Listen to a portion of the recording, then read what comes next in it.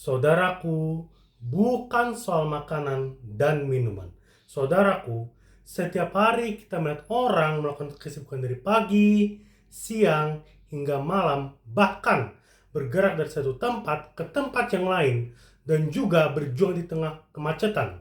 Saudaraku, tidak sedikit kita melihat banyak juga yang berjuang di tengah kepadatan kendaraan umum, bahkan harus berdesak-desakan dan berdiri di dalam kendaraan di sepanjang perjalanan. Saudaraku, setiap hari kita melihat orang melakukan aktivitas, semua bertujuan untuk mencari uang. Saudaraku, ada yang beraktivitas dan bekerja di panas terik, ada yang beraktivitas dengan bekerja di tempat yang nyaman, yaitu di ruangan ber-AC, tetapi semua bertujuan sama untuk mencari uang, untuk memenuhi kebutuhan dasarnya, yaitu makanan dan minuman. Saudaraku, apakah kita juga berada di tengah-tengah mereka yang sibuk menghabiskan waktu untuk mencari dan memenuhi kebutuhan dasar kita, sehingga kita lupa bahwa kebutuhan kita sesungguhnya bukan soal makanan dan minuman. Saudaraku, firman Tuhan berkata dalam Roma pasal 8 ayat 17, sebab kerajaan Allah bukanlah soal makanan dan minuman, tetapi soal kebenaran, damai sejahtera, dan sukacita oleh Roh Kudus. Saudaraku, nats ini memberikan tahu dengan kita bahwa yang kita cari adalah kerajaan Allah. Saudaraku, kerajaan Allah bukanlah tentang bangunan megah, bukanlah tentang kekayaan, kemegahan, dan kemuliaan dari dunia.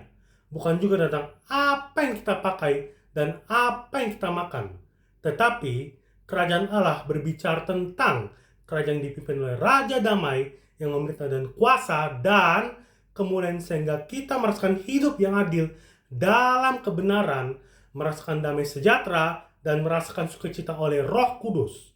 Saudaraku, ketika kita dipimpin oleh Raja Damai, maka dalam menjalani kehidupan kita, kita selalu mengandalkan kebenaran dengan mentaati firman Tuhan. Kita juga menjadi pembawa damai dimanapun kita berada, dengan selalu mengasihi dan merendahkan hati. Kita juga selalu mengalami sukacita, bukan karena apa yang kita harapkan semua terjadi, tetapi karena kita bersyukur di dalam pimpinan kuasa Roh Kudus yang selalu menaungi kita.